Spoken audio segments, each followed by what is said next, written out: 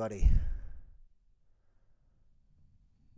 Oh, welcome back to another episode of the Squirrel Cast. DietribesandSquirrels.com. You can follow us on Twitter. Find the Twitter link on the website. YouTube link on the website. I'm still trying to figure out Twitch. Could use some help, honestly, with that. I don't know how to make it work. I can get a game to stream, but I can't get sound, and I can get my own voice, but I can't get video capture. I'm confused. I'm not very technically savvy, as you can tell by the quality of the Squirrel Cast. We've kept this intentionally low quality and low budget because, God, if I had to make this better, it would involve learning, which at my age is difficult. Excuse me while I open my Wawa. So tonight I'm here. I'm trying to create some content tonight. But unlike the last 11 episodes, I don't really have a topic tonight. So let's talk about my day.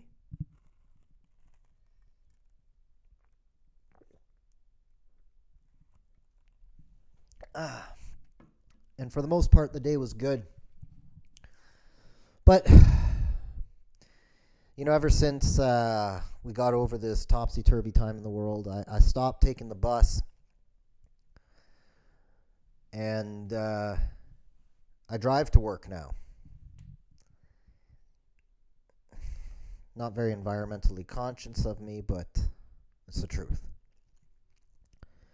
And goddamn if there aren't a lot of trucks on the road at rush hour for some odd reason. Of all the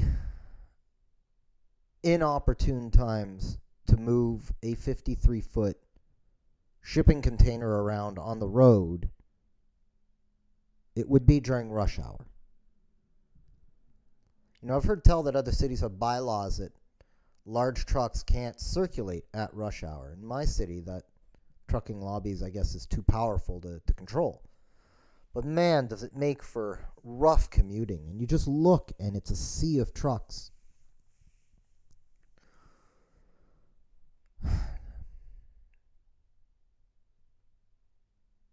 Can't they drive at night? Do deliveries at night? I've actually been thinking about it. I understand that it would mean the truckers would work night shifts, which is dangerous potentially. That companies receiving shipments would also have to have staff available to receive trucks outside of business hours, which in today's current labor shortage, is not easy because companies won't pay those salaries. So I get it. And listen, I understand why trucks are driving around at rush hour during the day and causing all sorts of congestion. But I swear to you, the bridge that is closest to my house collapsed because it was never designed for the weight of the traffic that it was holding by the end of its life. It didn't collapse. It fell apart. It's an even worse word. It basically became structurally unsound, such that they replaced it before anything terrible happened. But towards the end of its life, trust me, you used to get a little religious when you crossed the bridge, and they didn't repave it, and there were holes everywhere. It was a real donkey gong show. But God, I'm digressing exactly the way I want to. So trucks, man, just so many of them.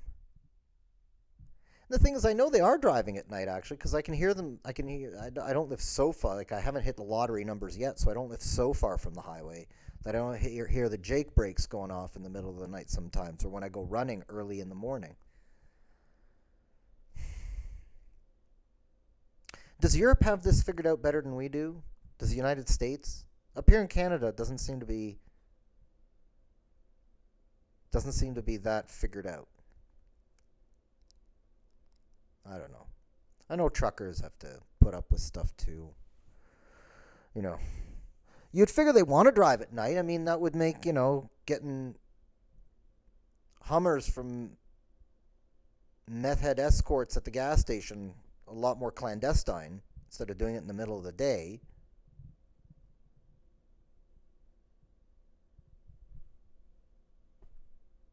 I say that facetiously, of course.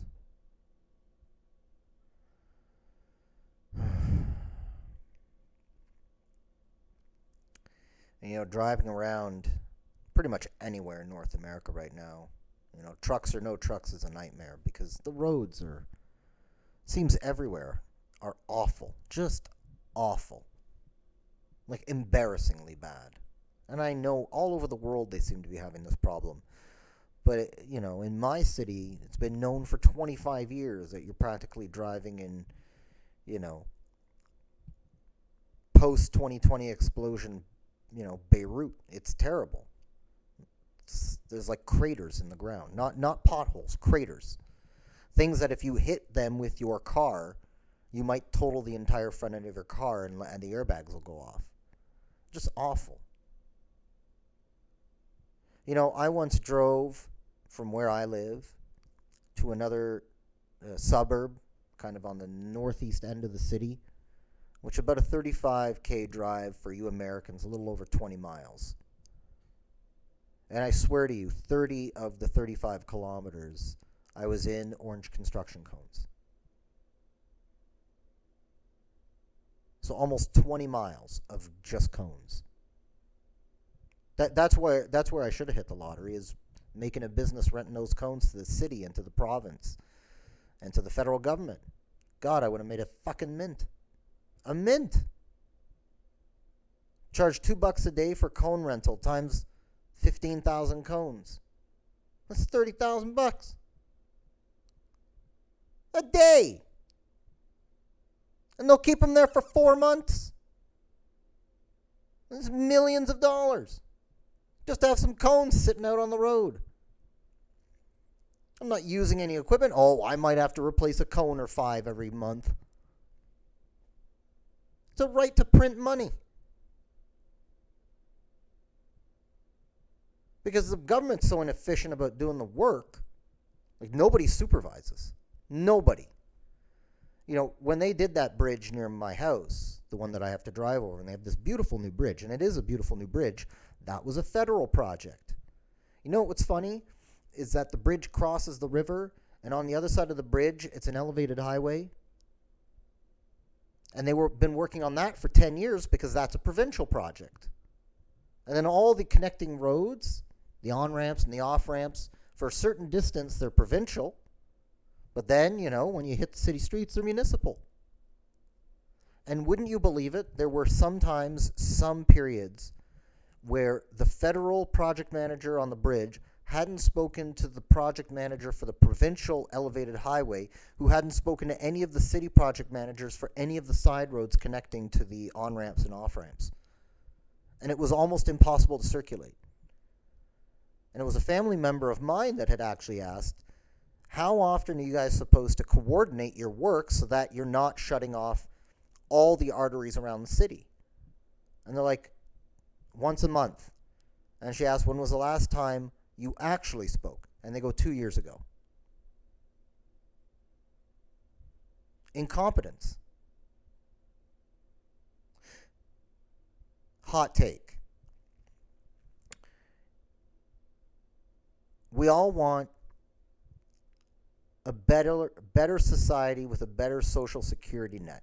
Paid health care, good places for the elderly to live, good infrastructure, good education system that is available to everyone at no cost.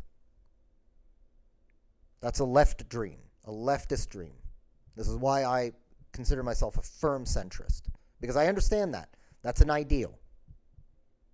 A free and open society where education, health, and access to various services are open to all and of the highest quality. Here's the problem.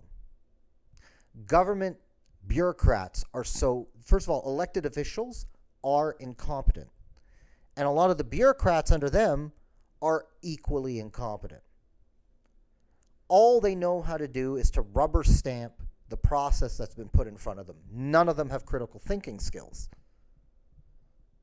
This is why a lot of really good doctors, nurses, technicians, all that stuff in the healthcare system, bogged down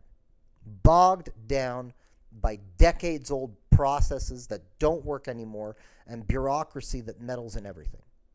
Administration out the ass. This is why the education system is piss poor. Because these people are given a budget, a shoestring budget, and told to manage.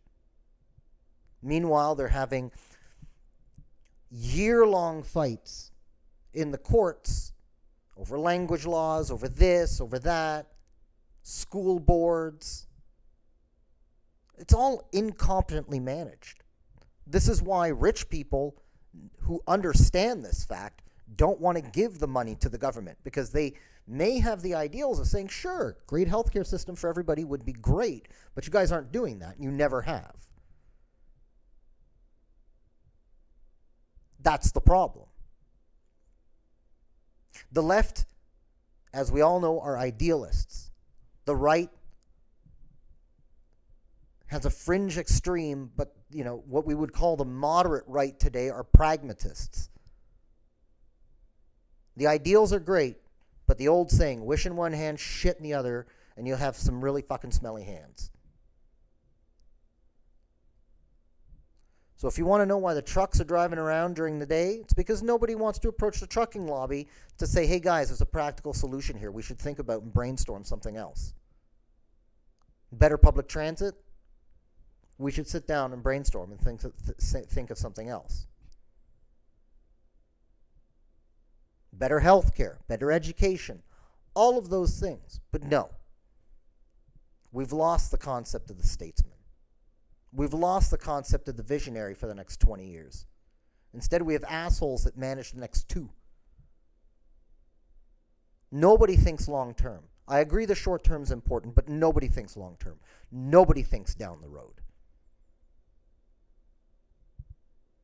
So this is one of the great counterpoints to democracy, is because you get to a point where politics becomes a profession, and that profession means that your success rate is how many times you get elected, and how many times you're elected is how many times you can win the popularity contest.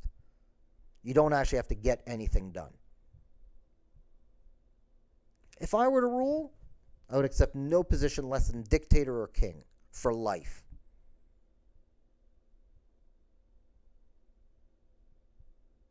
Because then we could get some long-term work done. None of this short-term crap.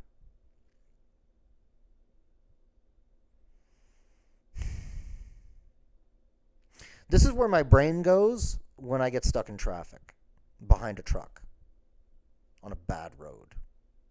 I start thinking about how I could rule and what the body count would be.